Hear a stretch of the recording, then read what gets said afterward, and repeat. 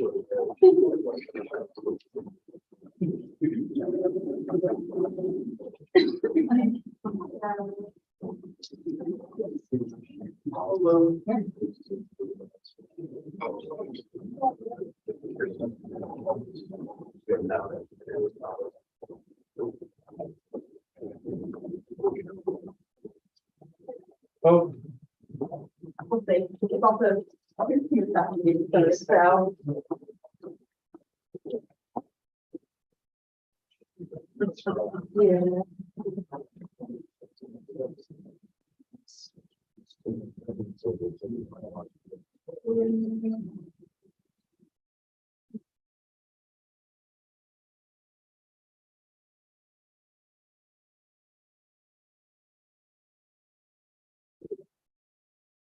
Yeah.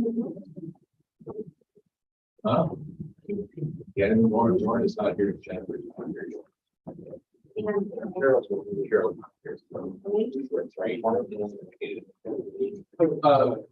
Carol and Lauren are upstairs. What? Can you please bring them to our MC?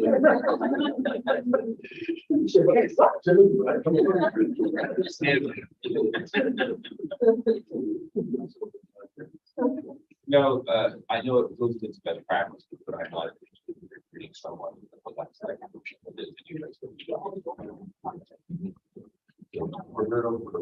Since we're going to invite them and vote on their participation online, and then vote again to allow their random voting rights. We're going to do that by roll call each time, and since Nathan did not meet with us today, we're just going to try and very zealous to take part. Okay.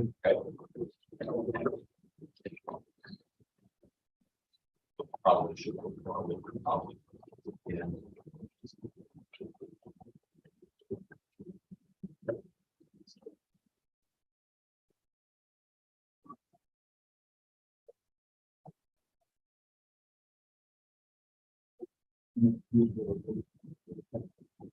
Yeah.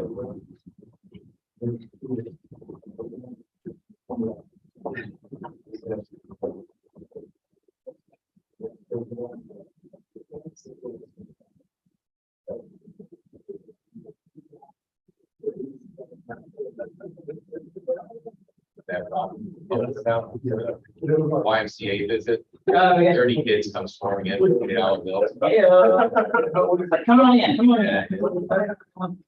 Here's the place and turtles and spawn. But they would be able to send some votes more like, no, you can buy 2 of them. So the bears would like, penis.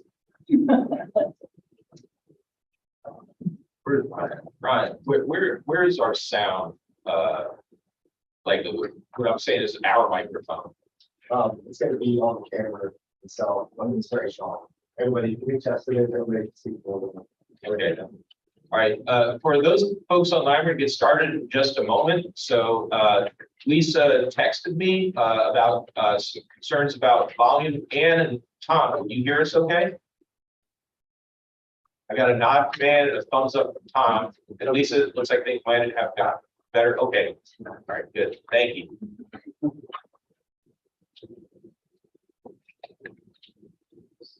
During announcements.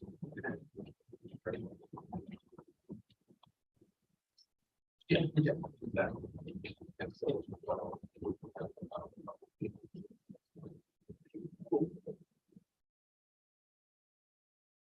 Hey, since we have a moment waiting for our the rest of our board members, Brian, would you like to introduce the new crowd that we have observing us today?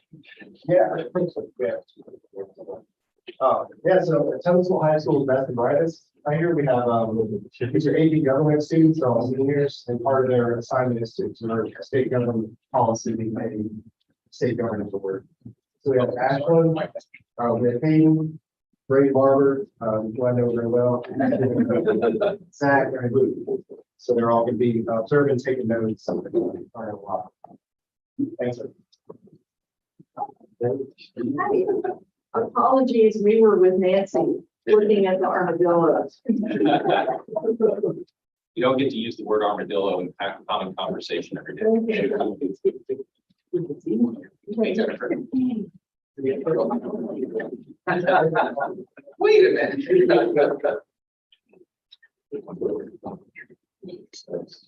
Super handshake going.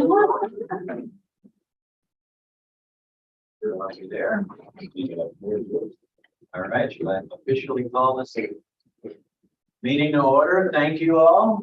Welcome to the folks here and present and folks in our virtual world out there.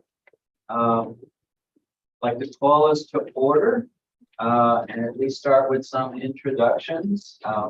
We can go around the room, but I would like to have you know that we have our Senior Assistant Attorney General from the Attorney General's office here, Deb Love, who's visiting us and helping us make sure we're following the proper protocols that the government likes.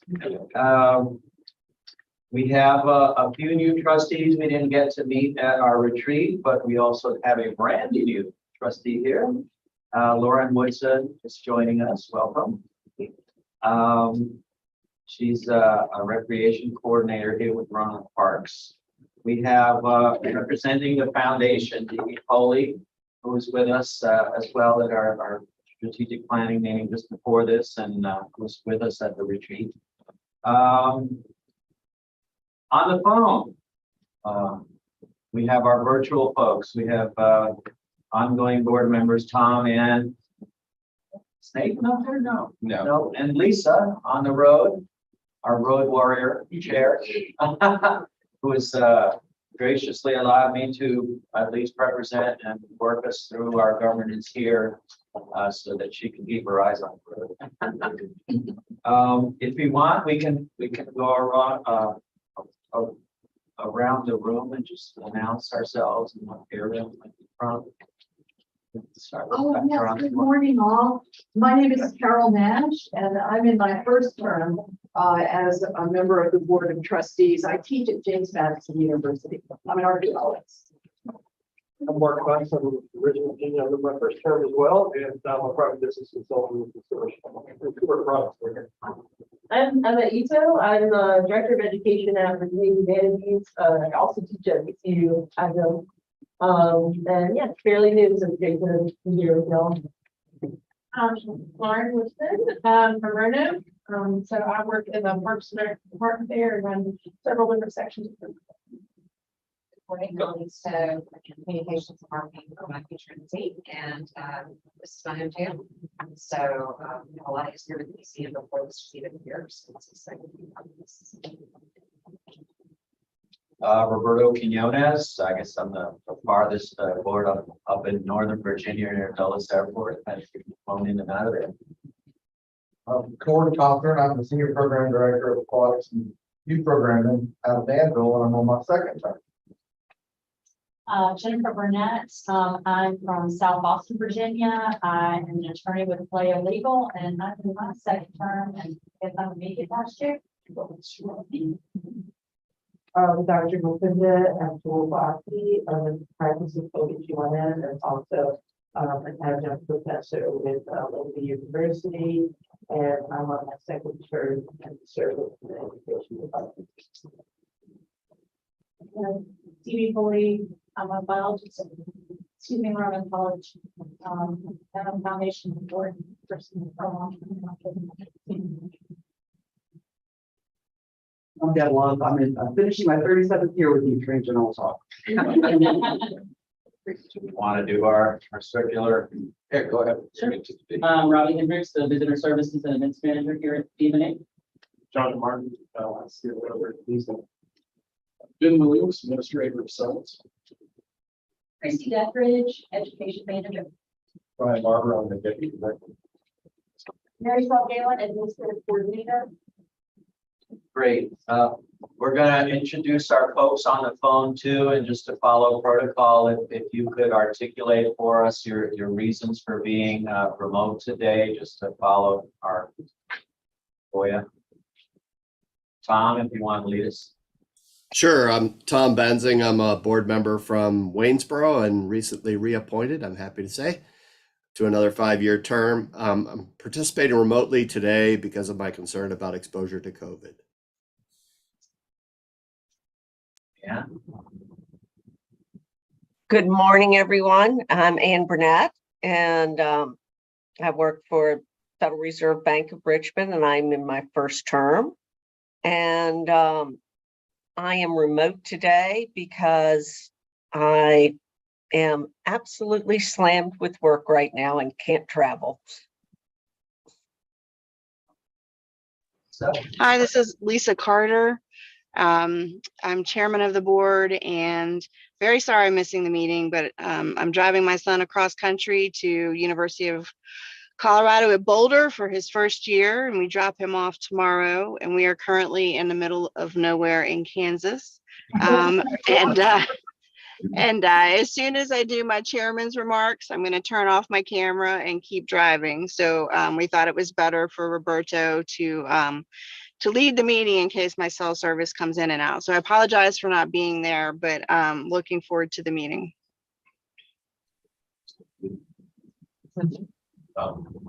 Specifically, he said it's kind of city. Yeah. Tom, folks want to know where you're actually at, or your neat sign behind you there.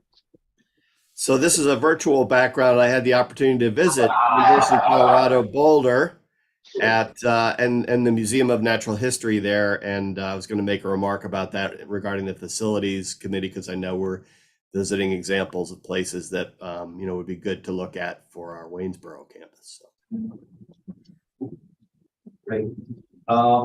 Having gone there, the next step is actually if I can have a motion to admit these trustees to the current active meeting so that they may participate remotely. We'll need to vote on that.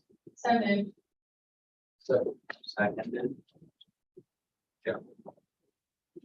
Actually, we're both home.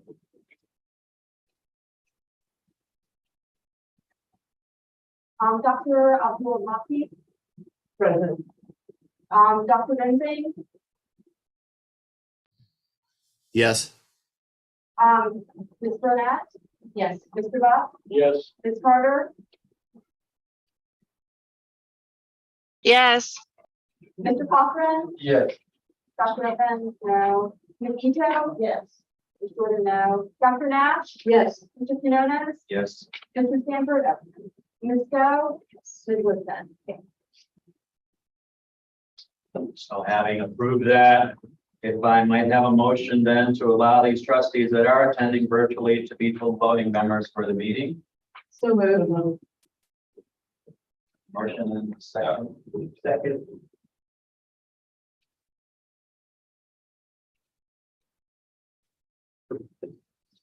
Well, these. And I would suggest that we don't need to take the votes of the folks. Oh, that makes sense. Thank you. Appreciate the legal advice. Dr. Abdul-Maki, Present. Ms. Burnett, Yes. Mr. Buck, Yes. Mr. Cochran, Yes. Ms. Ito, Yes. Dr. Nash, Yes. Mr. Quinones, Yes. Ms. Go, Ms. Woodson. Thank you. Therefore, starting into our formal agenda, the first action would be the approval of the prior minutes. Those were sent out. Is there anyone with any concerns about corrections, additions, changes to our prior minutes? Hearing none, can I have a motion to approve our minutes? Second. Second. Yes, round and room, okay. Was this include screen folks as well? Yeah, they're Yes. Dr. Abdul-Maki, Yes. Dr. Benzing, Yes. Ms. Burnett, Yes. other Ms. Burnett, Yes. Mr. Buck, Yes. Ms. Carter, Yes. Mr. Cochran, Yes. Ms. Ito, Yes. Dr. Nash, Yes. Mr. Quinones, Yes. Ms. Stowe, Ms. Woodson.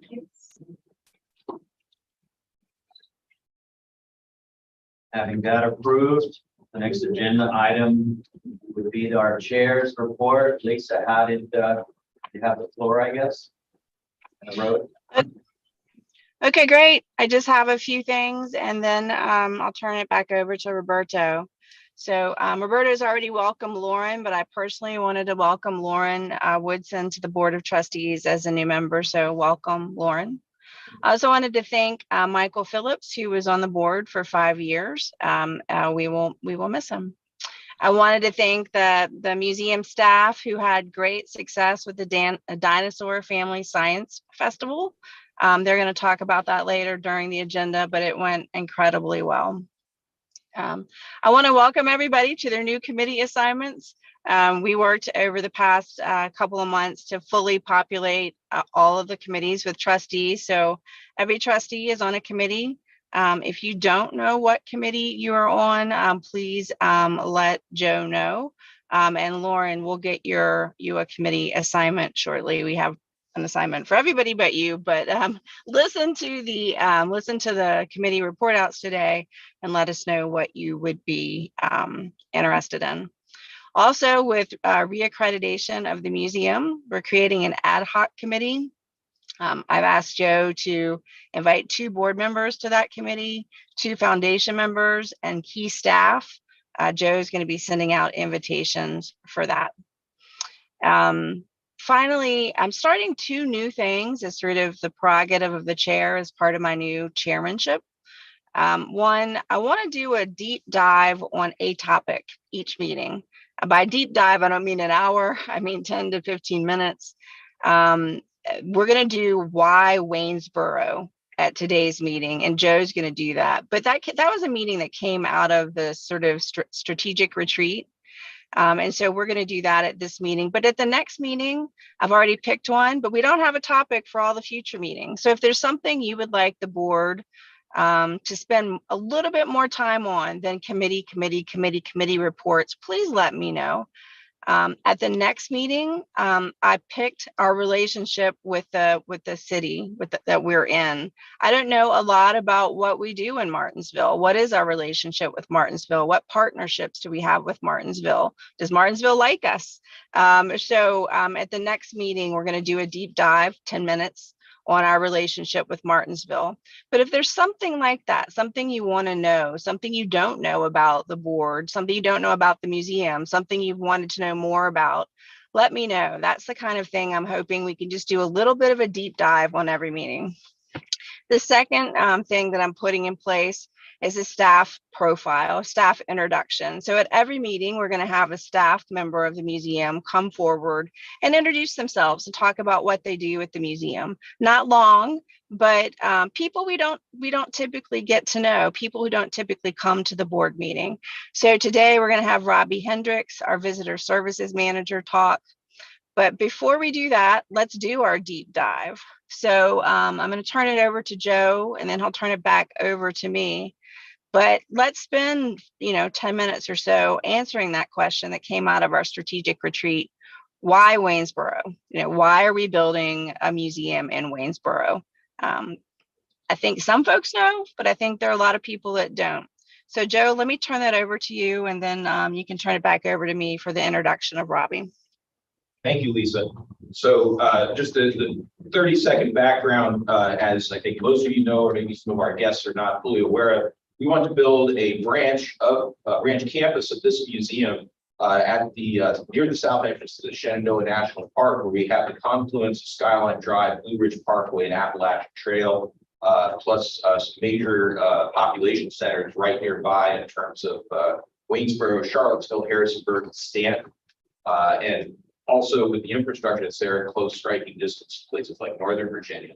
Well, there's a good reason that we're doing this. If we go all the way back to 2010, that's when the museum received its last reaccreditation from the American Alliance of Museums.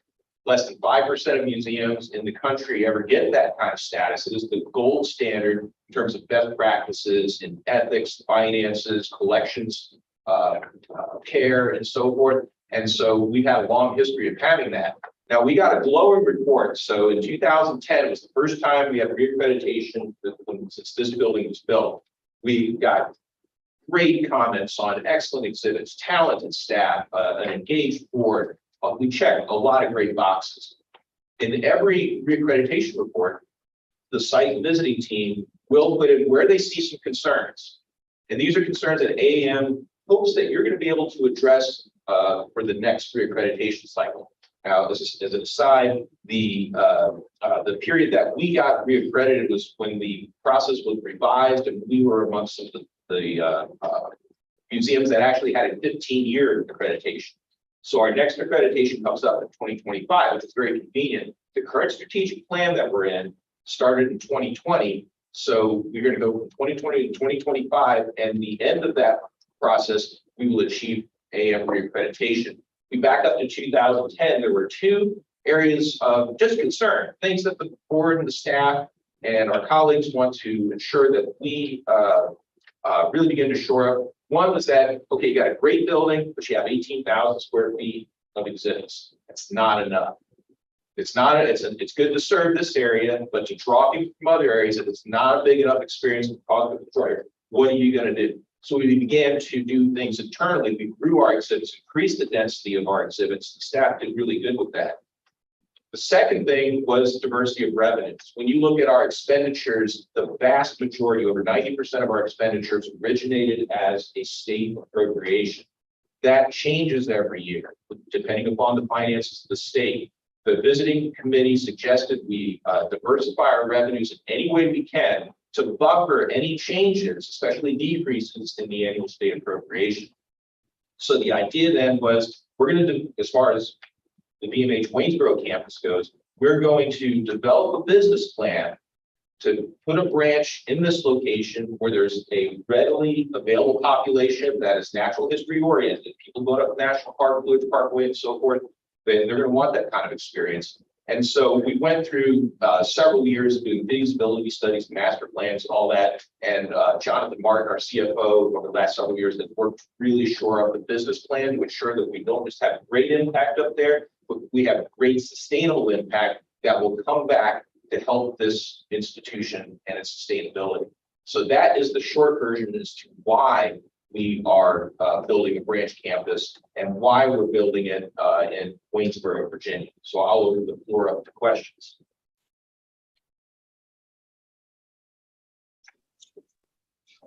Joe, I think there was a question at the strategic retreat about whether you think the work in Waynesboro will take away from the work that we're doing in Martinsville. Could you address that?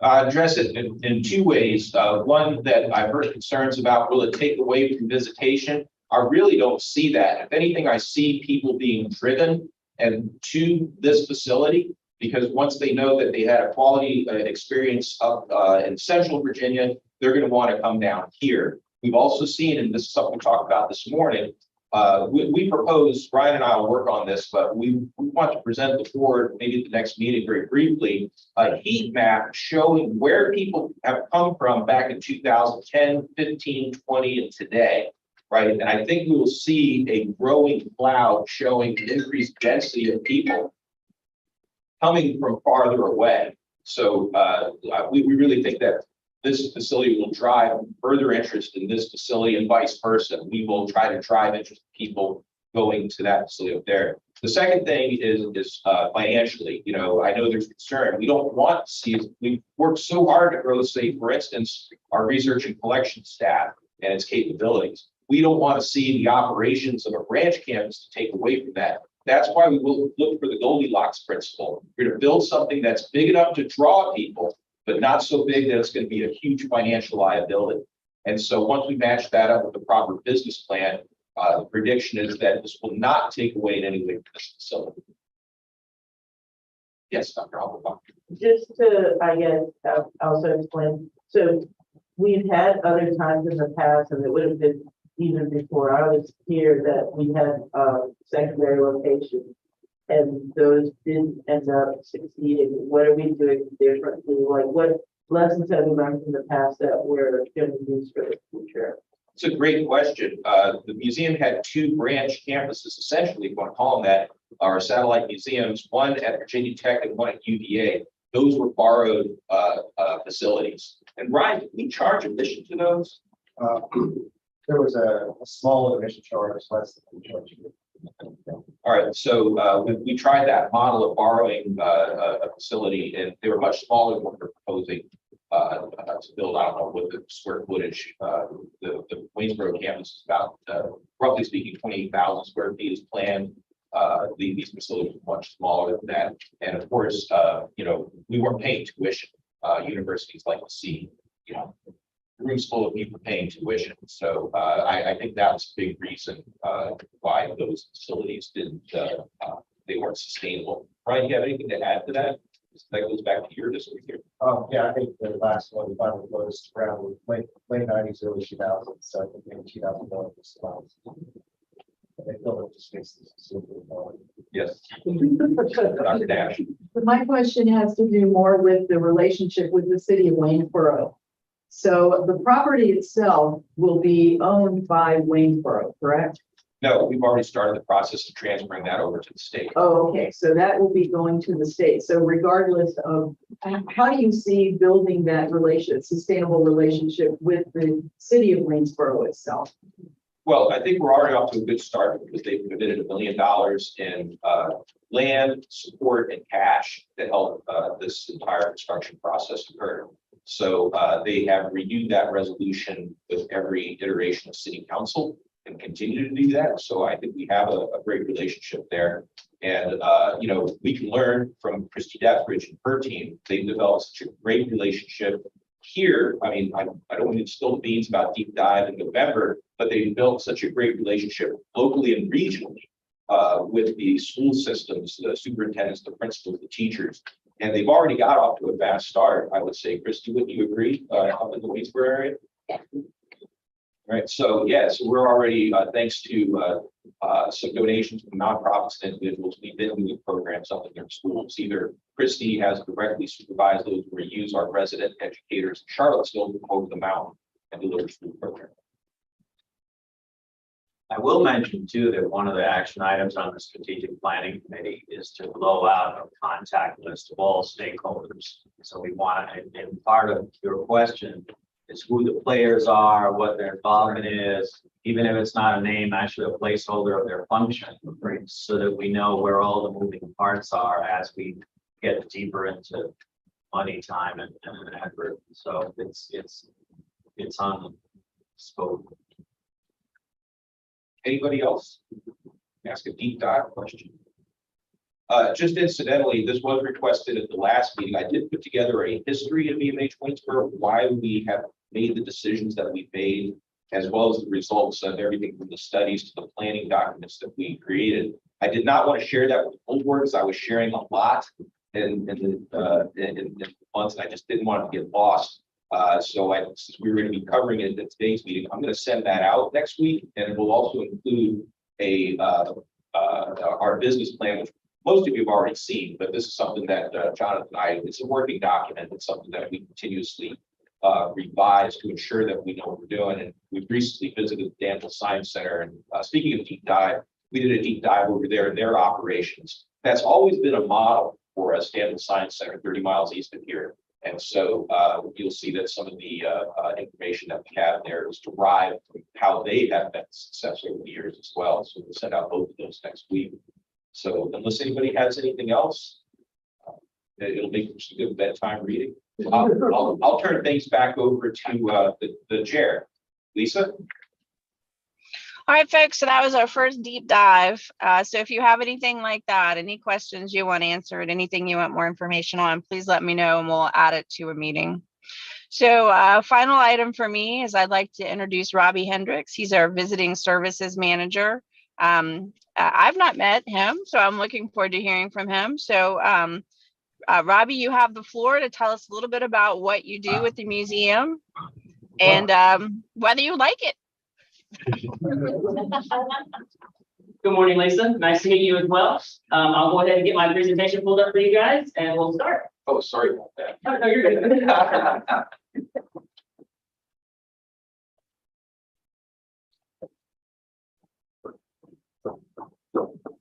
I'm impressed you have a presentation. I make sure your colleagues know that in the future they don't have to. I love that you do, but This is not meant to be a pressureful thing, so Okay, cool. All right. So, my name is Robbie Hendricks Works. I am the Visitor Services and Events Manager. We'll get into the Hendricks Work part later into the presentation. So what is Visitor Services? Visitor Services is welcoming guests to our museum with a friendly face and a friendly smile. It's overseeing the box office, the museum store, and its staff. It's checking guests in and giving and explaining to them our visitor's guide. Resetting the exhibit so that each family has the same experience. That's my biggest thing. Some museums that I've gone to, if you go through the museum with your family and then the family behind you, if you played with something and it's done and you don't reset it, then the family behind you doesn't get that same experience. So I try to make every family have the same experience when they come, the new, the fresh. Once our guests have completed their tour throughout the museum and they come back to the store, I make it a point to ask how their experience was. This gives me a feeling of what we're doing right, what we're doing wrong, so that we can try to fix those things. We have our discovery wreath, so cleaning the chalk wall each morning for the kids and throughout the day makes it fresh and new for those kids to go in and use their creativity on that wall. The box office and the museum store. So I do opening and closing processes, such as setting the cash register, making sure the credit card machine works properly before our staff arrives. Restock and gather items that have previously sold the day before and create a tote or a basket for the staff members to restock during downtime for the store. Because I always like to make sure that the store is full. If it looks full, people are happy, they'll spend more money. Ordering. So once a product begins to become low in stock, I sit down and evaluate the sale history of that certain product to determine if it's something that we should continue to do or should I try something different. And that's always fun for me. It's like being a kid again and going through all the different magazines trying to find new toys. And then when they come in, of course, I have to play with them first. Floor and wall resets. So for each festival and event, and even throughout the year for the specific holidays, I work to create new and eye-catching displays so that they relate to the festival or event or to that holiday to make people feel into the mood of that event. So as far as event manager, ideas float around about recurring and both new events. So for that, if it's a recurring event, I work with staff members here to find new ways of presenting and adding to that event to make it bigger and better. If it's new, that's where I get to have fun. So I get to start from scratch and make it my own. And so with making it my own, I always like to add huge production value to that. And that comes from me being in theater. I like to reach out to vendors in a specific field who can help add to our event, whether that be somebody who's a specialist in that field, if food trucks, if they have certain types of food that I think would go well with that event, and then of course our entertainment. So with events coming up in October, we've got stilt walkers, fire performers, magicians, all different kinds of things. During the event, I like to walk around and check on our staff members and our vendors both to make sure that they have everything and if they need a break or if there's anything that I can do for them. With our marketing department, I try to help with publicity to try to find new ways of marketing events, whether that's Facebook or other avenues of social media or on the news and television. So just a few things about me. So the Hendricks Works, well, I'll get to that, sorry. I've worked for the state of Virginia for 5 years. So the first 4 years were at PNHCC in financial aid. And then the last year and 2 months, I've been here at the museum. Absolutely love it. Couldn't see myself anywhere else. So I recently got married to my best friend, July 23rd. We have 3 dogs and 2 cats. So the farm's full. I told him no more. No more. Not doing it. Theater is a passion of mine. I've loved it ever since I was a little kid.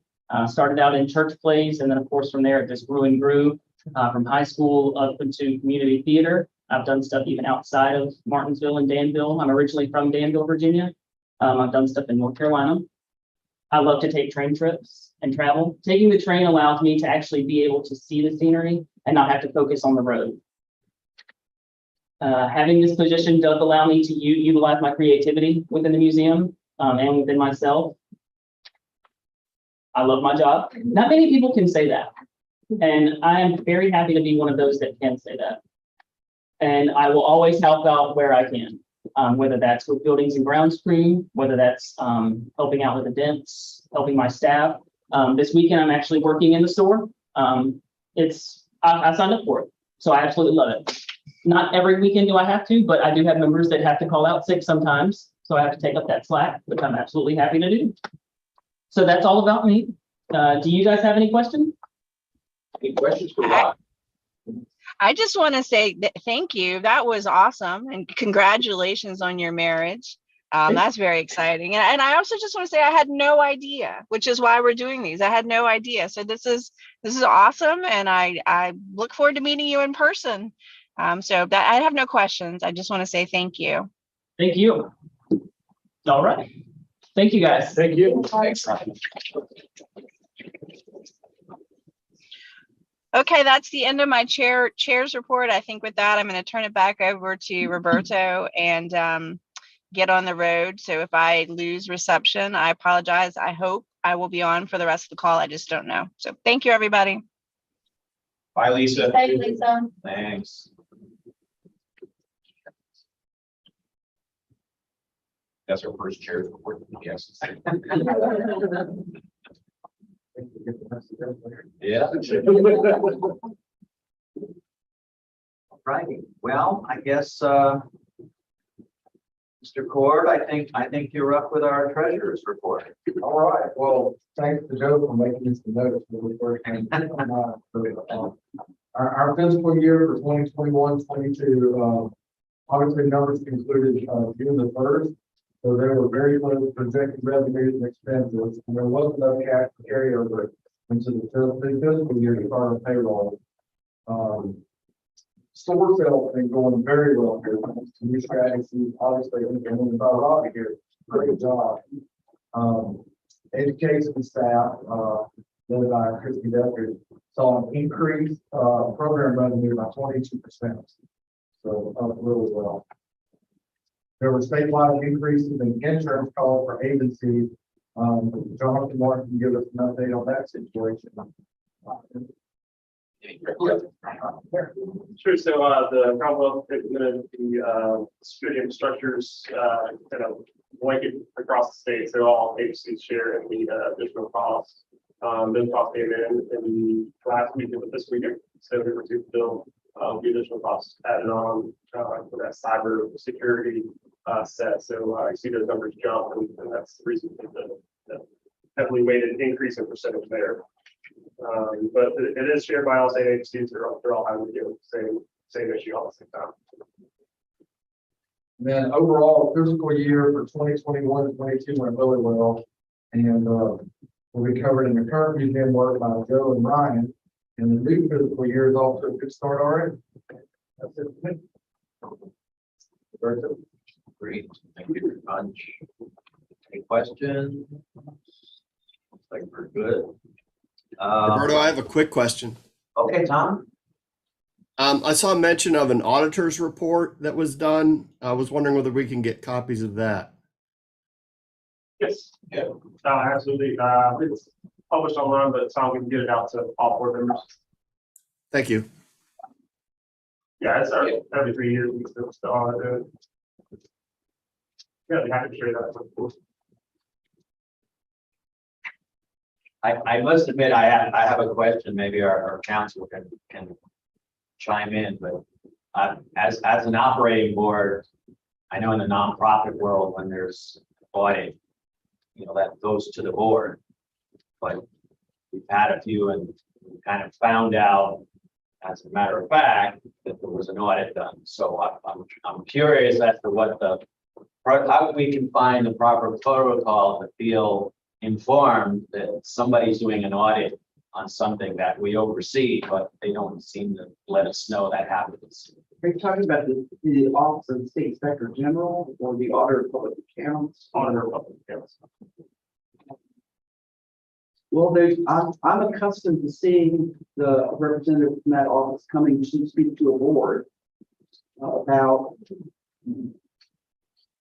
that. So I'm happy to talk offline about why that might not be. Yeah, that hasn't been a tradition here at all. It was never an offer.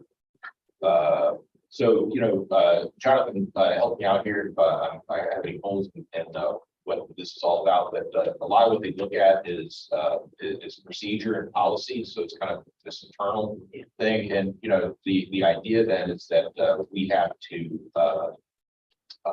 provide evidence that if there is any shortcomings in our procedures, that we provide them with the necessary evidence that we are shoring that part of our operation up, that there's never been a need. I think one of the big complaints was that we had digital copies of some of our procedures in place, but there was no one spot, one binder where they were all printed out. So, you know, but I'd be happy to schedule something with the folks that come visit. So Jonathan, maybe if I can put that on you to remind us, so we could at a future board meeting, get a representative down here for okay.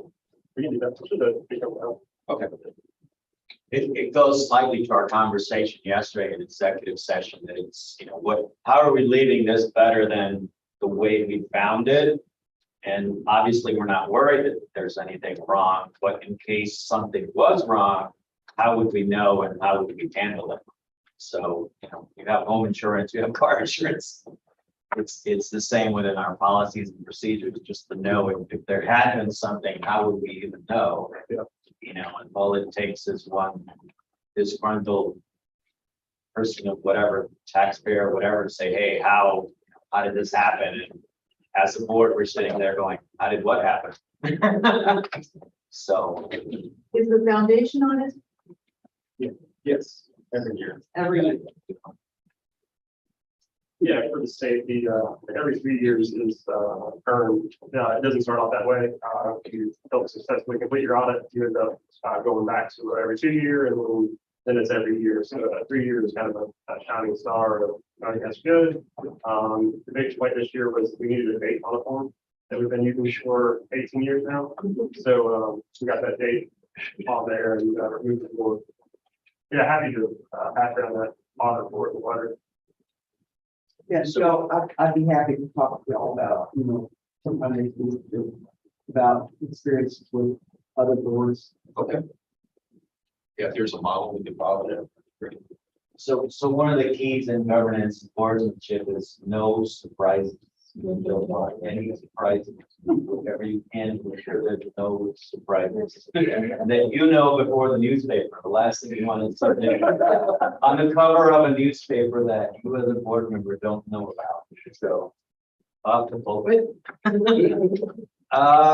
Any other items on the treasurer? And your question about foundations audit, I mean, I literally, I think I read their thing, wow, yesterday, and I think once a year, we're supposed to get a copy of that, or I don't know, we have to look into that. Okay. In case anybody is interested. No more questions than that. I'll move to our executive director's report. Okay. So a lot of what is going on around here, of course, is going to be covered in committee. So I'm going to cover some of the projects, new news, new goings on with some of our major projects. So we already covered, we're off to a great start for this new fiscal year. So the operational trend, of course, we went from 2 years ago to being pretty low in attendance, pretty low in revenues, pretty low in public opportunities and so forth. Last year was a good trend kind of coming out of that doldrums, so to speak.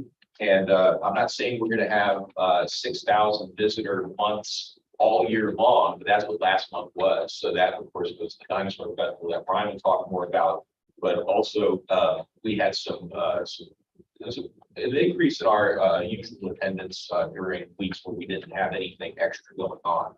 So I think all that is pointing in the right direction. I do want to point out we're going over some both staff turnover, and due to appropriation increase, we're going to be seeing some new staff on board. So our exhibits manager, Jessica Davenport, took a job up in Lynchburg. Her husband also accepted a job up there, so they relocated. Brian is spearheading the search to bring on a new exhibits manager here. So that might present us with some new opportunities. We have Dr. Ariana Kuhn will be starting in October as the brand new assistant curator of herpetology. We did not have that before. So we'll be sure that she's available in November to meet with everyone at the board meetings.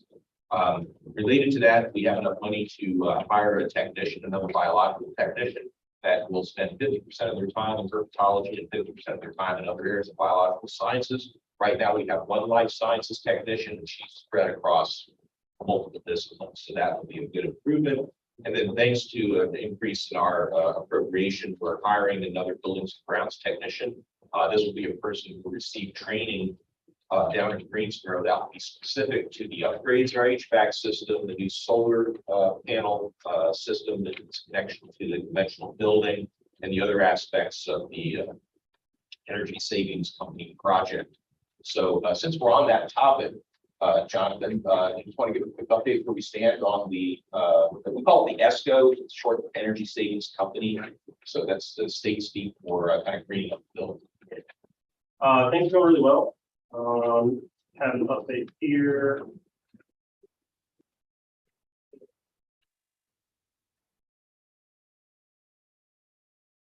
Okay, so as you know, there's the ECM's energy conservation measures. We're doing solar, installation weatherization, HVAC, refrigerant catalyst in our two chillers, generator heat pump, 59.6 kilowatts solar on the roof, and 2 fast charge EV chargers out front. The project's going on really well. The LED is 1,049 LED retrofits, 57 light sensors. It's roughly 65% complete. Weatherization 100%. HVAC right around 90. We should be finishing that up this month. The refrigerant catalyst, it's kind of one-day job. They haven't started on that yet. We're waiting on the chiller repair. As it got hotter, the age of the chiller kind of showed itself. We got some parts that we had to order. Everybody's got supply chain issues, so we're working on that. And they need to do the repairs before they can have the refrigerant. Generator heat pump, roughly 2 weeks for that. Then the exciting part of the solar, roughly 85% on the solar. Speaking of relationships with the city, work with them. They have an interconnect agreement that was recently signed. So the engineer and the team will be here to pull the wire for the installation in approximately 2 weeks. So that's really close to getting plugged in. Really excited about that. And then the EV chargers, 75% there. All the conduits run, the wiring is run. We are waiting for the pad approval from BPS. So that's one of those, like, we send out the drawings for the spec on the pads. It's essentially the same as a gas station concrete pad. It's going to handle a certain amount of load and wear and tear. They have the ballards, and so that is has to be approved. So roughly 25% left to go on those. And then we right up the road to our partner in the TEQ, and they have 2 for us. So those are gifts from them. Really excited about having those on board and as a donation to the organization. So. And of course, with the new bill signed in Congress, everyone can get a tax return on, or increase your tax return with the purchase of an EV vehicle. So when you come here for board meetings, you can go ahead and use the fast charger. So These two. well, they're fast chargers. You guys have to go on shifts. So, and thank you, Jonathan. Are there any questions on that? We are, when it gets time that once we know that the solar system is properly looked in and everything, it's all installed. If anyone wants to climb up a fireman's ladder, I'd be glad to take you up there if you want to see solar panels. But it just looks like solar panels, but they are cool, right? It's really neat to see them up there. But what we're going to do, this actually started with a member. Her name is Ellen Jesse. She's a passionate member of the museum and its programs. She kind of took, my elbow, was like, Joe, you guys need to get into the solar or something like that. And as such, she, she was the catalyst that helped us start that conversation, leading to this grant that Jonathan procured through the Virginia Department of Energy. So what we're going to do is, once we know it's all functional and all the bugs worked out and everything, we're going to have a little celebration with some media. And we're going to paint like an electric box with a handle on it, gold. And it's not going to do anything, but like tin cable flashlights or something. But she's going to come and pull the thing to start our new kind of green future. So we're going to try to make a little hay of it. So I see Lisa's iPhone is still on, and when I looked up, I saw for a moment you had your hand up. Yeah, Joe, I was just going to ask if you were going to do anything to celebrate or to let the media know. So you answered my question before I could ask it. So that's all. I do think it's newsworthy. And so I hopefully will get people out to cover it. Yeah, right, press release and all that kind of stuff. Yeah, exactly. So, yeah, we'll build up all the full data. So, It's kind of hard to really get excited out of refrigerant catalyst. We'll certainly play it out. Zach's very talented. So related to building improvements and so forth, Tim King and Jonathan Martin did a fabulous job working with the architects, the engineers, and the contractors who have now just about finished. They're just buttoning up the last bits of the project, but the Douglas Avenue facility. So this is our offsite facility, a nearly 100-year-old building, replaced the entire roof. There were even support structures that were replaced during the process. This was all maintenance reserves, so nothing out of our budget for it. So they put in not just a new roof and some new support structures, but also new drainage around the building. So the next step will be to upgrade the HVAC, and we should be pretty close to having a very good, tight collection storage facility off-site. So it's a 30,000 square foot building approximately. So it should provide us with a lot of collections growth into the future. Last couple of things about the major projects. One, I literally just put a signature on the contract with Wally Homes yesterday. So we will be making an announcement next week about the beginning, finally, of the detailed design process for the VMNH Waynesboro campus.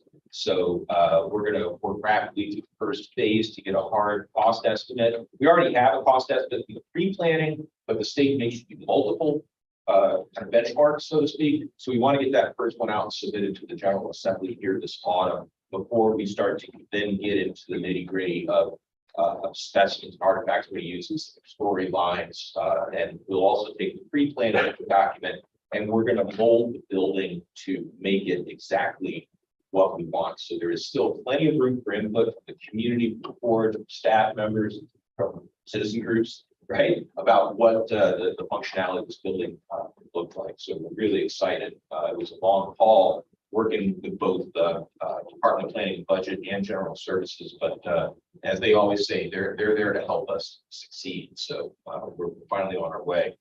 And the last that I'll bring up, the Cultural Heritage Monitoring Lab has been pretty flush with cash. They've gotten some good funding federally. We've also, thanks to an increase in our appropriation, we moved Captain Bill Welsh from being essentially on soft money over there working with the Cultural Heritage Monitoring Lab to he's actually now on our permanent payroll, and that position is now a permanent part of the museum.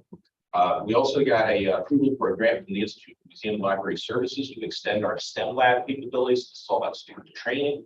Ben, do you have any details on that? Like, 60 seconds worth of updates on what we're getting?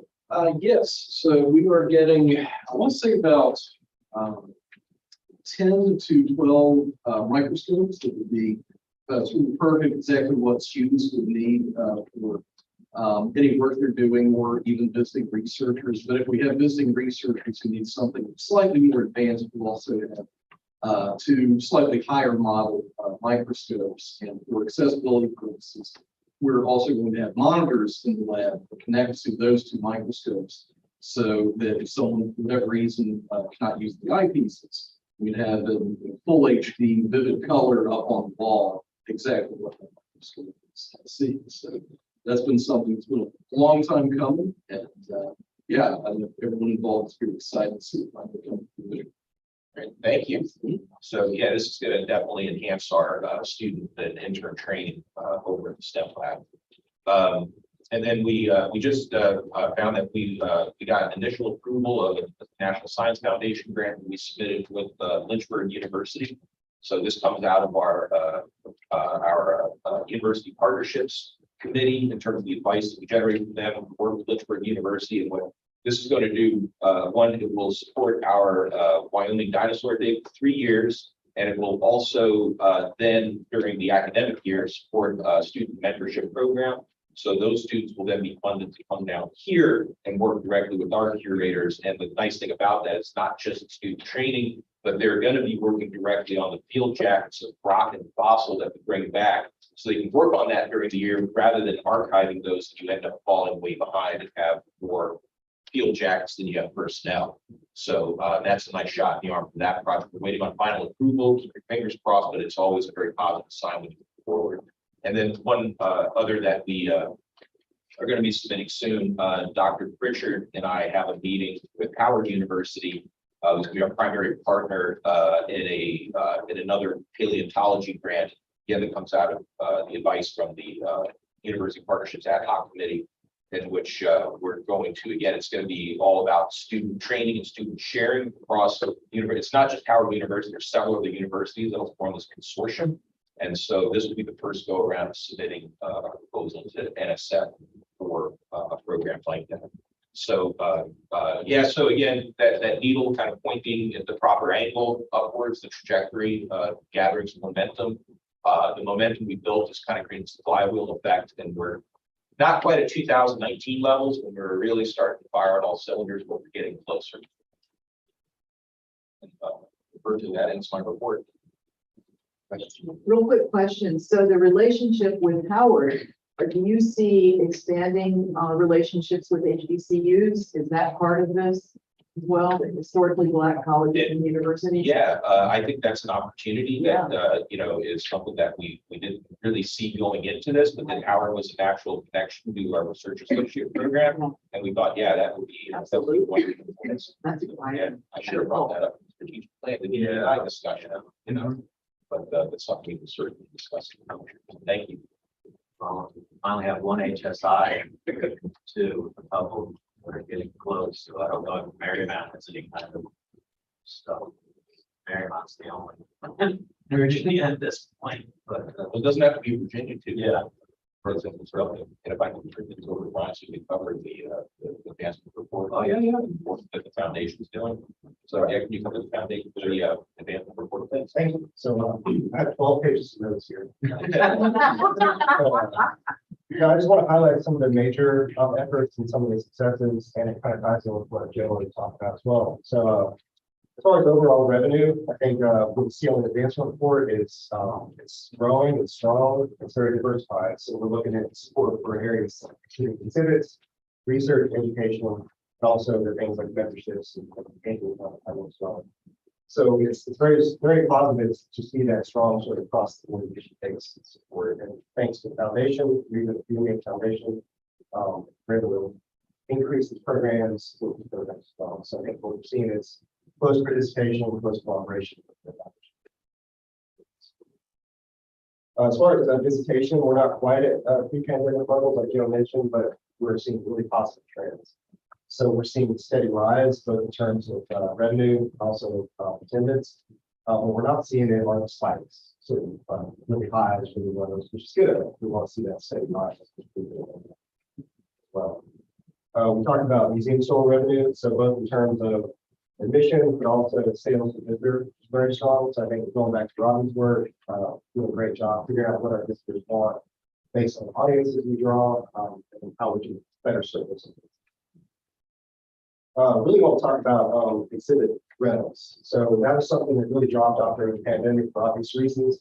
But we're building that back up. So you can see on the advancement report, we brought in 15,000 revenue during fiscal year 2022. So that was a rental of our dinosaur maze exhibit to a museum in South Carolina called the Museum. So what we hope to do is, you know, get the pipeline going again, get that word back up through word of mouth and marketing. And as we bring in those revenues, we reinvest those back into that exhibit, but also other exhibits as well. So through those efforts, we're able to build our exhibits here multiple years out. So we're looking at bookings through 2025. So that's all thanks to the revenue based on that business model. Finally, not finally, but endowment growth. So you see on the advancement report, the endowment is getting really close to the $1 million mark. So for perspective, about 10 years ago, we were about 23,000 in foundation. So it's through a combination of new gifts, earned revenue, Strong, really, what we're seeing is, new gifts, people putting us in their states. So I think it's really strong growth, opportunities. And what we talked about is when we reach that $1 million mark, we want to celebrate that. We want to do something that's again with the foundation, really celebrate that, let people know it's an opportunity for the future growth. So very positive there as well. As far as events, we talked about Diner Festival. I know we sent the sort of summary out to the board. Huge day, a huge weekend. So Friday and Saturday, each day was a record as far as attendance, and then there was an overall record for 2-day festival. A lot of positives. We also learned a lot. So a lot of notes, what can we do better? How can we improve on things that we did? Further capacities, how can we, as these crowds grow and as popularity goes, how can we accommodate them, space-wise, logistically, things like that. We tried a lot of new things at this one, so we got a green screen photo booth. Folks were able to come by, they put that picture taken, we did a print for $10. We also had T-shirt prints, on-site T-shirt prints. So festival T-shirts, folks who order their photographic books. It was very popular. The kids got to take part in the T-shirt printing. So I think we tried a lot, we learned a lot, to grow that through Rocky work as well. And I will say festivals are also a strong fundraising draw. So I think they are popular with corporate partners, individual support, a lot of grant support. And so what we've seen over probably the past 5 years is as the festivals have grown, they become more popular with future partnerships. So it's sort of a snowball effect of all the things tied together. Next event I want to mention is October 29th. We have our bonus and booze. So if you have any questions about that, Robbie would be the one to tell you all the details, but it's going to be a similar format to our Dragon Festival, where it's indoor outdoor space. Parking lot's going to have large tents. It's going to be more of a fall festival kind of deal, but obviously Halloween time. So costume contest, live music, all this other stuff.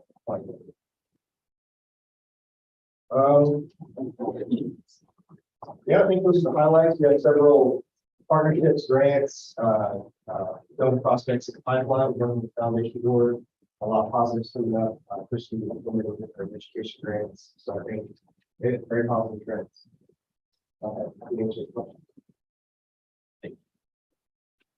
Questions for Ryan on his staff report? I have a question. And Chris, you might already do this. I'm not trying to create any more work, but when I think I'm not. But when I look at diversity and inclusion, to me, it is not just who you employ, it's who you serve. And so for students that come through, again, not tag it, but you know which school they go to. And it's not just minorities, but our language. I mean, diversity and inclusion includes language, it includes their ability, it includes socioeconomic, rural, and a lot of that exists here. And I think I think we should somehow capture that. That who you serve is very diverse. I'm pretty sure. Yes, great point. And so what we have done, we have always captured evaluation information for our programs. And so within the last year, we looked at how we can change our evaluation information to better reflect that, instead of just okay, how did the program cover your SOL material? But what I worked with several staff, Ryan included, Jonathan, on what are those key points that we want to include, so that we can ask the teachers. And so whenever we have a program, an evaluation goes out to that teacher, multiple teachers, and it's not a long survey, long evaluation, but we can capture that information. Now, I will say, a lot of teachers are great about getting us that information back, but sometimes we do not receive information from each group that we work with. But it's something that we're working on. Some of the stuff would be kind of like that you'd be able to put out there, though, like that we already have in some of what you've given me would be, if you know that that they're from Martinsville, you already know that like the schools in Martinsville are probably 70–80% African American.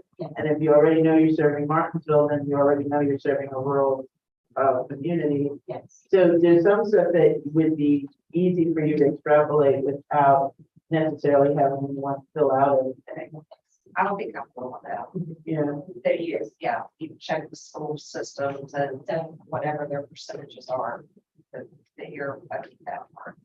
I think that's something to celebrate, to bring out, because, it made our look at our museum, they look different than some of the other states. Right, that's awesome. And the other, and then I'll be quiet. But the other piece too is, staffing. If folks aren't interested in the position, never aspire to be assigned to whatever the role is, then that you can't hire them. And so the folks that we serve, I mean, that's the goal, to inspire them to enjoy the natural history and science. And that when they want to stay here and work here. But anyway, I would make sure you're having that. And somehow plug that in. It's a big deal. One of the programs we are starting at JMU is called Grow Your Own. And the idea is that students, particularly those who are coming from historically excluded populations, but also students, for example, women who would not typically go into computer science, something along those lines, at an early part of their undergraduate career, get them thinking about graduate school, get them thinking about teaching, and then working with them so that they think about coming back to JMU to teach.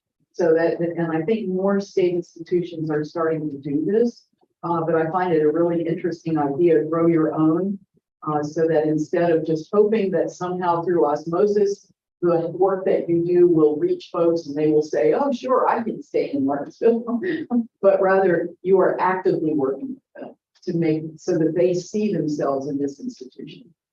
Nice. Thank you. Related, I'll just point out, at least in terms of serving a population at a socioeconomic level where they need some help. Thanks to Ryan, he developed a relationship with Bassett Furniture, Bassett Furnishings to create this. I'm sorry. We revise that with Hoser Furnishings. So we have all this furniture just right here. Anyway, yeah. So they were really interested in our outreach, and so they funded our Museums for All program, which means that if somebody comes and has their EBT card, they can get free admission. And during the Dinosaur Fest, just that weekend, we served over 1,000 people with EBT cards. Oh, wow. Oh yeah. I mean, again, that's something to put out in the press. Yeah. To let people know that if they were thinking, gosh, a family of four would be too expensive for all of us to go there, but the kids want to go. That, I mean, obviously 1,000 people know about it, but again, it's that we are serving our community and we're giving that, and Hooker is helping with that. I think that would be a great press release that you can send to the bulletin or some such. Thank you. Yeah, we did report to the, this was in advance. We were already seeing some success every quarter. But certainly we got knocked out of the park at that festival, but we reported to the board, the company board, about, the success that their support was having. And it was really surprising to me because we'd always for a long time had, if you show up with your EBT card, it costs $1 to get in. And we would see occasional people come in and use it. But to me, it was just amazing that even when that $1 was taken off, we suddenly saw a huge uptick in the use of the program. I was just point out too, the whole program is overseen by IMLS as a federal program. And our model of doing a corporate partnership with help underwriting remaining costs is pretty unique. So we've been for the future kind of something like that. So I think we're sort of, I don't want to say raise the trail. Just saying. It's very, it's a good public-private partnership and also federal. So however you can put all that here, because I think this doesn't tell us when it comes to diversity. It's not just the staff, it's all of us. Just one of them. Awesome. Well, I kind of had a whisper question, so I'll articulate it from another board member, but in terms of, obviously, we're scaling and growing, and it's great to get someone on payroll from a funded grant thing. Are there any concerns of that continuing, like someone we hire, unfortunately, if the funding goes away, then we have to let them go. Once we bring somebody on from grants, are we sustainable with keeping them on long term as a paid employee as opposed to a grant employee? I think we have a history of that. So Bill Welsh is a recent example. Lucy Tretto, our paleontology technician, we kept her on board. We kept her afloat. I don't know how many grants and opportunities because she worked paleontology, archaeology, and exhibits before we managed to establish a full-time permanent technician position over there. So I think we have a history of that. Brian, Christie, are there examples of people that we brought on board we do if they were temporary, Well, Jackson's another example. We had some money freed up with the retirement, and we brought Jackson Means, Dr. Means, he's our oryopodologist, studies thousand leggers or millipedes. And he was guaranteed basically a 14-month position. So like a postdoc, he's brand new out of Virginia Tech. Come here for 14 months and see what happens, build up your resume. Well, again, we kept looking for the opportunities. And so with Jonathan's help with adjusting budget, making requests to the state and so forth, we were able to comfortably bring him in full-time permanent. So he and his wife have relocated, as a show of that commitment to Yeah, I think it's just from our responsibility point of view to making sure as we're doing these business cases, there's a couple of tentacles here on relation with the foundation and worries about, our external areas being covered and not making sure that we long-term make sure that you have the resources you need and the funding you need to make sure you're staffed at the level you need to be staffed. So don't be shy. I guess is the bottom line. Don't be shy because the last thing we want to do is obviously bring somebody on board if we then can't sustain them longer term. So any other on that? If not, we can move to research and collection. Can I just make a quick comment, Roberto? Tom? Yeah, I just wanted to draw the attention of the board members to the advancement report 5A. The last page, page 5, is one that I like, and I know I've highlighted it in the past, but I think it also speaks to our question that we did the deep dive on, why Waynesboro, because you can see that visitorship from the Shenandoah Valley is like 1% and Northern Virginia is like 1%. So I don't think it's going to impact visitorship to the main campus to add this facility. In fact, what it's going to do is grow our mission to reach all citizens of Virginia. So I just wanted to share that comment. Thank you.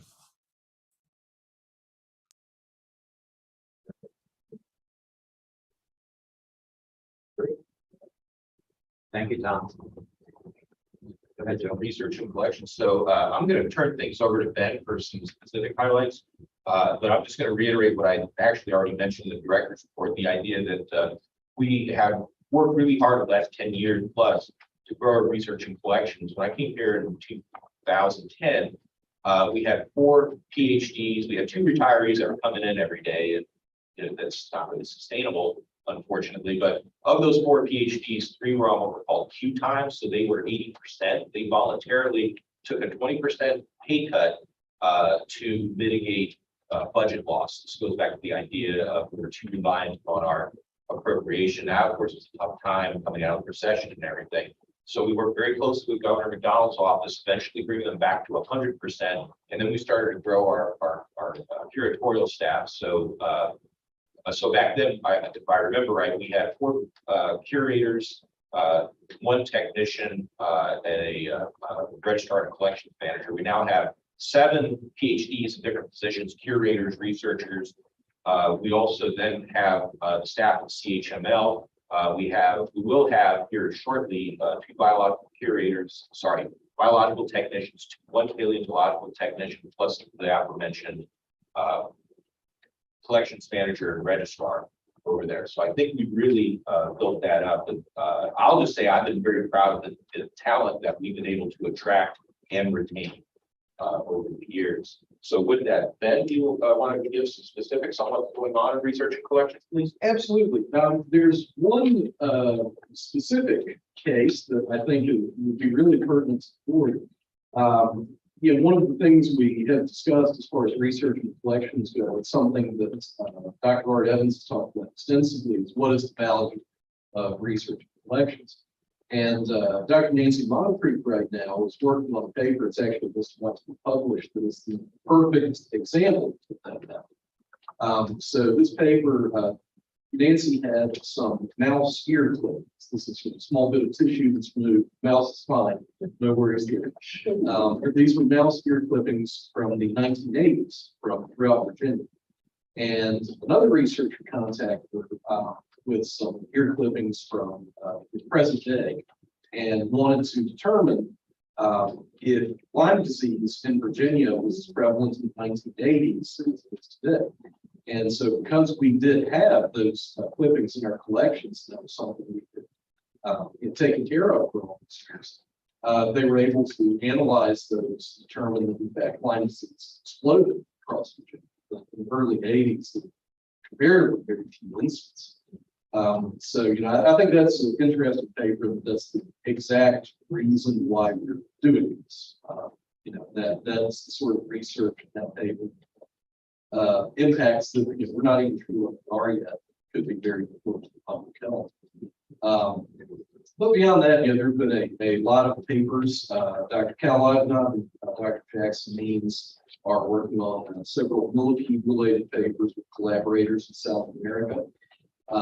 Dr. Hayden Bassett right now is doing training exercises at the Smithsonian as part of his Monuments Men training, the Army training that he has to do every year. I believe right now they're determining it's a training exercise on how to defend the Smithsonian from attack.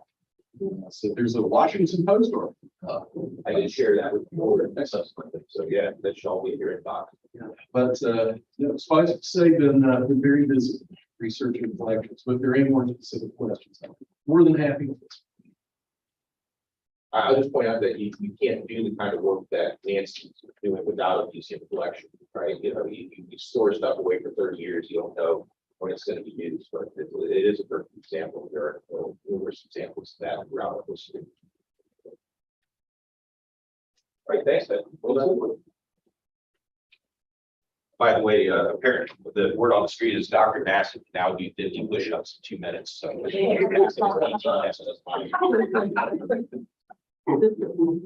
I'd like the board to try to lead by example. We'll watch.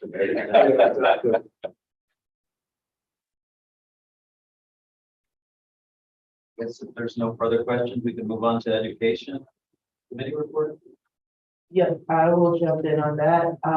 So it's the general trend that we've already heard, which is that we're not where we were pre-pandemic, but we're doing a lot better than we were last year. And so with outreach being where Christy and her staff actually go out into the community, Martinsville, Charlottesville, Central South, and Central Eastern Virginia. This quarter, April, May, and June, they had 41 programs as compared to 2019 pre-pandemic. They had 94 programs, and last year they only had 8 programs. And where people are actually coming to the museum, but at the museum programs, which include the wildlife festival or any of the festivals. We had in this last quarter, we had 60 programs serving a little over 1,700 people versus last year, we only had 12 programs, which served about 170 people. And pre-pandemic, we had 95 programs serving almost 2,500 people. So again, we're on the comeback, and with July, with the amazing numbers from the Dinosaur Festival, it'll even look better for the next quarter. There's a bunch of things that are upcoming that we are excited about. Then still a little bit of the thunder from the microscopy exploration lab that we did get, the grant. And so there's gonna be, opportunities for, kids to be in the museum along with the researchers, but that opens up a whole new, opportunity to partner with the schools to bring the kids in to use, our microscope. There are already contracts that she, has with the Martinsville City and Franklin County Schools for the 2022-2023 school year. That'll, and they're being very flexible as far as, some, programs will be in person. They still maintain the ability to do distance learning also. And then, they're partnering with JMU to do a Kid Live program and maybe even have a spring challenge big event here, where they're learning about sustainable energy and turbine energy. And so hopefully that's something that we can partner with some of the science programs locally. We've continued to receive grants of the Bosley grant, which is $10,000 total, $7,000 towards scholarships. So that helps defray the cost for teachers. And then there's the Edgar Thurman Charitable Foundation, $10,000 total, and then $8,500 was towards scholarships. And that's about it. That's anything, Chris? Well done. Christy's amazing. She's the one who put all this together.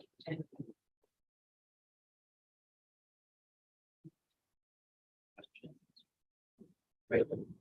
Thank you. Facilities board. I really don't have much to add. We've already heard about ESCO and the Douglas Avenue roof project was done. And we had a lot of discussions at the retreat regarding the use of that building going forward. So it'll be interesting to see where we go from here. But that's all I have. I'll just add that it's related, it kind of connects back to our festivals and so forth. We actually had a problem at our dinosaur festival. The first day, we probably had, I'm just guesstimating, maybe we had our first 500 visitors that day. And we suddenly lost water. The toilets, the drinking fountains, the sinks, so now, and that also meant no fire, right? I don't know what would happen to our sprinkler heads when the pump goes out. Fortunately, we sent Scotty down engineering. Kidding, but Tim and his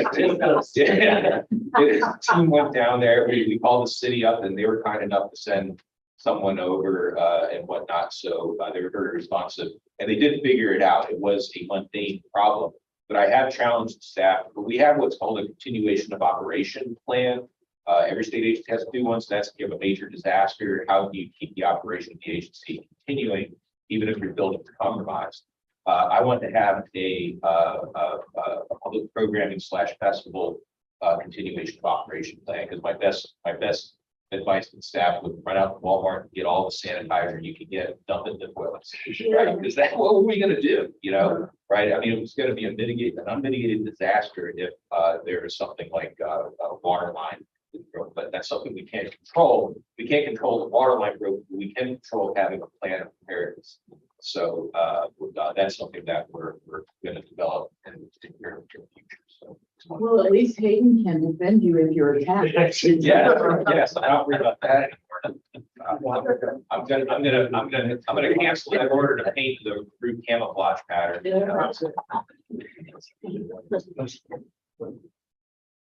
Run a hose. Yeah, I'm just a while ago. Okay. I wouldn't even thought of that. You know, I wouldn't be surprised if there was some mechanism by which shared water systems in some way. But see, without that food plan specific for festivals, like that we wouldn't know what to do. So, good example. Great. Any points? We'll move on to the Waynesboro Committee. Okay, can everybody hear me okay? Yes. Great. Well, I know that we did the deep dive, and so Joe did a good job explaining why we're in Waynesboro and shared our good news that we finally do have a signed contract with our lead architectural firm, which is Glave Holmes in Richmond. So we're all happy about that. As a result of waiting for that process to roll out, we haven't met as a committee, but we have been working in our design teams. And one of the things that I mentioned at the beginning of our meeting here, with the background behind me, I've been spending some time at different natural history museums around the country and trying to glean as best I can models of good exhibit design and building layout and that kind of thing. And I know a number of other members have been doing that. We have maintained a presence in Waynesboro throughout the quarter. So we've continued our lecture series, and we're planning our next lecture series at the Wayne Theater, which is public science lectures. Educational programs are already mentioned, and we've been giving presentations in the community to groups, including like the AARP chapter, the Waynesboro Arts Club, and others. And thanks to the staff for that, and the support from the Center for Cold Waters Restoration, a nonprofit group in Waynesboro. The curators are participating in an OLLI, Osher Learning Institute, continuing education program at UVA. So we're continuing to build the community here around what the museum would bring when the campus is built. Our next meeting, and I would invite anybody to attend this, is on September 6th at 1 p.m. in Waynesboro. And so we will be rolling out, more active participation with the design and through our hired lead architectural firm and their partners. So with that, I'll close my report and see if there might be any questions.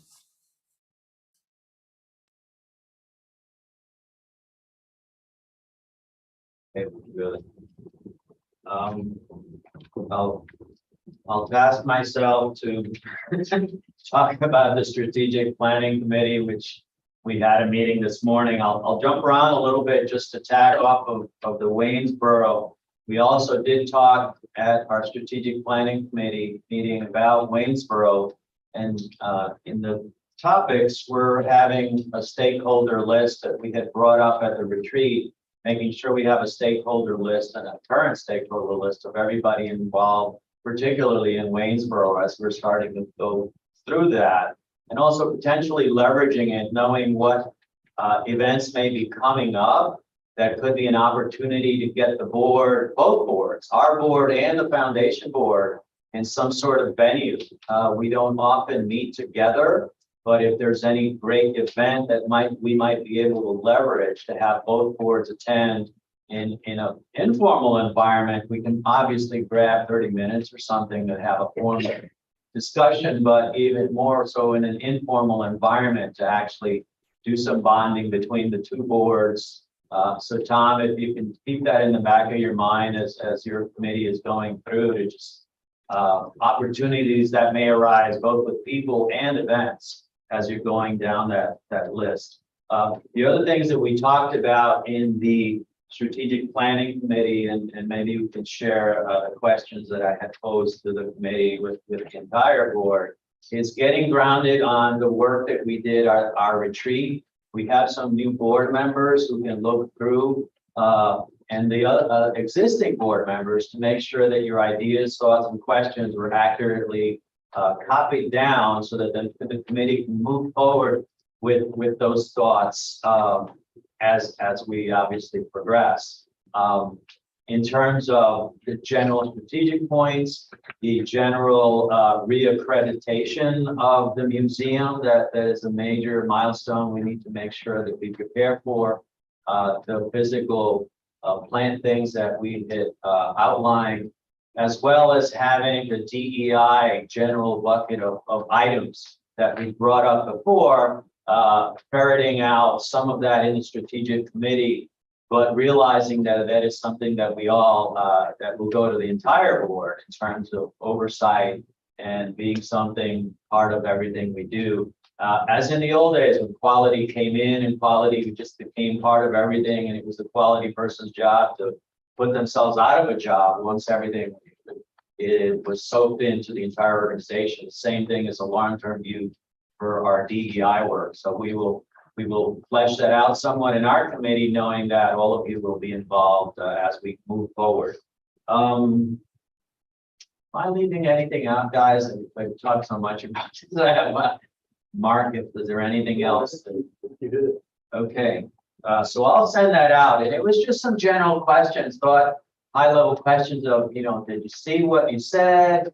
Did we capture it correctly? Did we leave anything out? And then as a proper strategic planning, what is the future? What do we want to be when we grow up? Once your term is done as a board member, what do we want to have happen that, hey, we're happy we did this in 2022 because now in 2025, we have XYZ.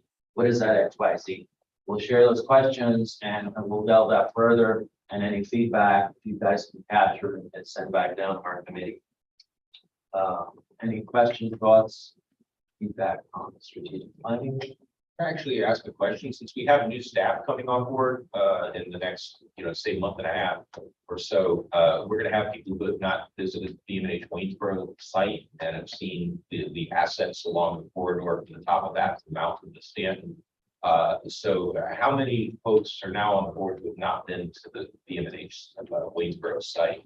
So do you have it? It's crazy. Okay, all right, we got to get you up there. So have you? You have not yet. So I was 7 minutes from there. yeah, well, there was the brewery that got away. Somebody seems to know where every brewery is. You won't mention that you can get one.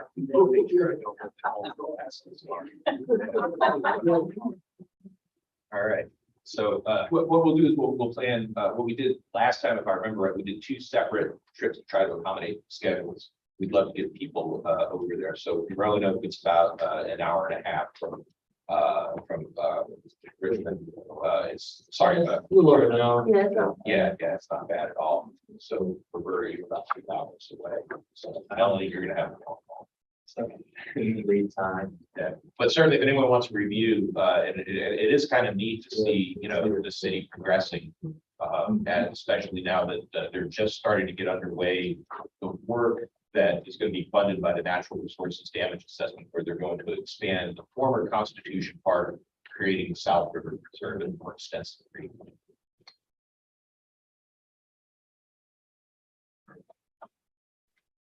Okay, I think we're heading into one of the important parts of today's meeting, which we'll have to move into closed session. Just a question, will our guests be able to come back or will they be out of here? Okay, all right. So obviously one of the most important things we do as a board is making sure that our organization is in place and that our CEO is properly taken care of. Once that obviously, just like you get your report cards, he gets his report card once a year as well. That's one of the most important things we do as a board. Being an HR matter, we do go into private session, which means it's just basically the board by ourselves, no staff, no anybody. And there are state statutes on how we need to go into doing that. So, per our state statute, make sure I do this right. I would like to that our Board of Trustees of the Museum of Natural History enter into closed session for the annual performance review of our executive director pursuant to personnel exemption in the Virginia Code 2.2-3718. This will require a motion, a second, and a vote. So if I could have someone. Second. Or a vote. Right. I don't normally do roll calls for the context of new folks meeting today. That's why I'm a little rough at it. Okay, Dr. Abdulbaki. Yes. Dr. Benzing. Yes. Ann Burnett. Yeah. Jennifer Burnett. Yes. Mr. Buss. Yes. Mr. Cochran. Yes. Ms. Ito. Yes. Dr. Nash. Yes. Mr. Quinones. Yes. Ms. Stowe. Yes. Ms. Woodson. Okay, so moved. What we would like to do is probably have our discussion and then we'll invite you in. Oh, wait a minute. We have a live line. We have it set up so that you will be anonymous, but you'll still be connected to Tom and Lisa. What about the live? The live stream will be shut off. Okay. So there will be no one from the external that can listen in. Just to clarify, I'm going to send everybody that's on the Zoom call into a breakout room. and that will not be broadcasted live. So I will send you there automatically. And when you are done with the closed session, you need to click on the leave breakout room option and you'll return meeting here. So you will not be broadcasted. Got it. And there's obviously lunches and stuff. I mean, a lot of people take it to go, but if you want to eat during post session, please feel free.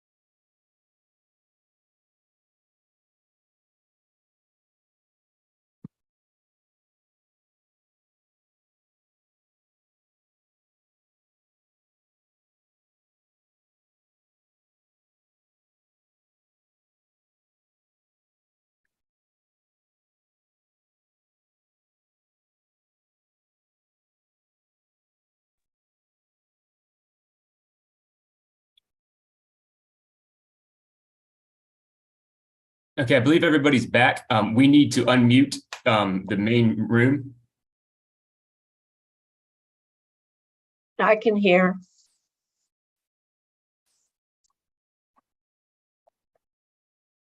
Thanks for letting us know. There we go. Okay.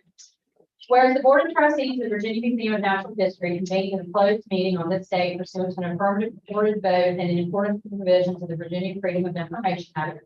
Whereas Virginia Code Section 2.2-3712 requires a certification by this board that such closed meeting was conducted in conformity with Virginia law.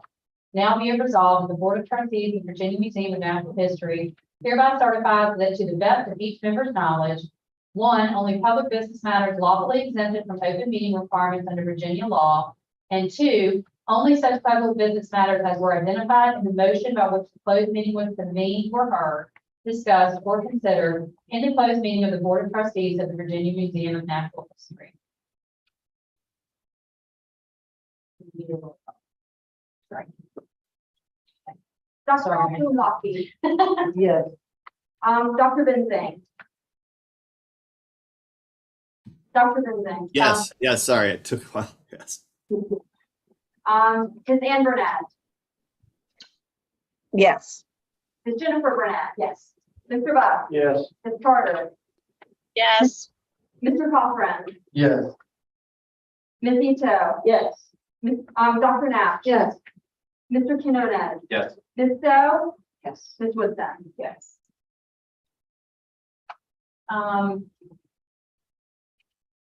I make a motion that the board approve the action that was discussed during the closed session and authorize the members of the executive committee to take all actions necessary in order to implement. Authorize the vice chair. Authorize the vice chair. Authorize the vice chair. Take all actions to implement. Second. Vote, please. Dr. Abdul-Wahid. Yes. Dr. Benzang. Yes. Suzanne Burnett. Yeah. Jennifer Burnett. Yes. Mr. Buck. Yes. Ms. Carter. Yes. Mr. Cochran. Yes. Ms. Ito. Yes. Dr. Knapp. Yes. Mr. Quinones. Yes. Ms. Stowe. Yes. Ms. Woodson. Yes.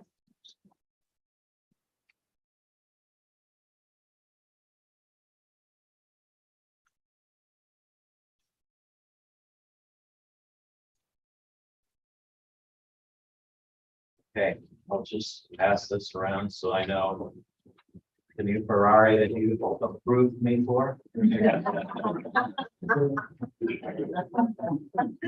I guess at this point, we just have, we're closed, we're good, everything for spec, great. A couple of announcements. One announcement that we were not able to do at our session was prior session. Whereas Miss Jennifer Burnett was chair of the Board of Trustees of the Virginia Museum of Natural History from 21 to 22.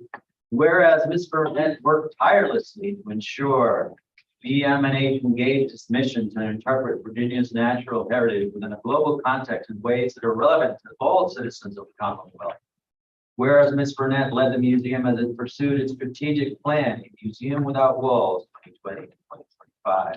Whereas Ms. Burnett was an enthusiastic advocate for the Virginia Museum of Natural History across the Commonwealth and the Virginia Assembly alike.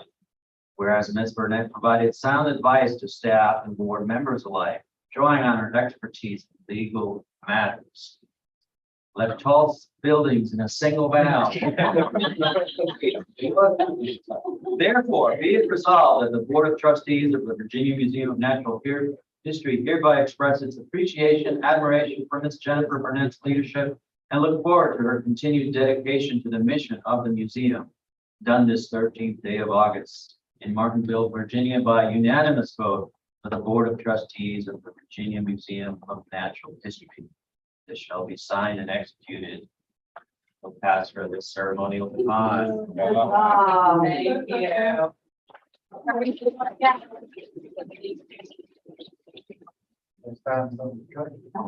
Everyone, I appreciate it. It was great to serve as chair, and I'm excited to fill out the rest of my term. You. We have a likewise announcement in terms of our prior board servant, Mr. Michael Phillips. With similar language, I will be, since he's not here, unfortunately, I will express the similar sentiments that are written on this document, and therefore be it resolved that the Board of Trustees to the Virginia Museum express their appreciation and admiration for Mr. Michael Phillips' leadership and dedication to the museum board and his continued mission, connection with the mission of the museum. I'm assuming we will sign this and it will make its way to not 3 years later. I yesterday received my 2019 proclamation from the prior governor that I was endowed on this board. So I will leave that with you folks. Should we leave this for Ms. Burnett's chair? Okay. The last one is a similar pronouncement for Ms. Jessica Davenport, who is departing after 15 years of service to the museum. Her creativity and expertise in exhibits has been an asset to the museum, led to the work of traveling exhibits, permitting more citizens access to the museum across the state.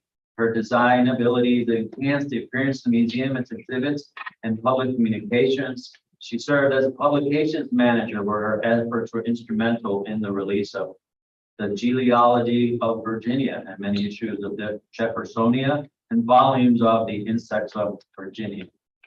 So therefore, I'm assuming those are publications. Yes. So therefore, we as a board gratefully acknowledge and appreciate her work and thank her for 15 years of faithful service to the museum. Signed, sent to her. Thank you. Any other announcements or proclamations? Not a proclamation, but if you would like to be reimbursed for your travel to meeting today, please see me and I have legal paperwork for you to fill out. That will be after the meeting about that. Any other announcements for the common good? I'd like to officially thank Roberto for leading the meeting for me. Much appreciated. Thank you. Pleasure. Honor. And safe travels and good move in, Lisa. Thank you.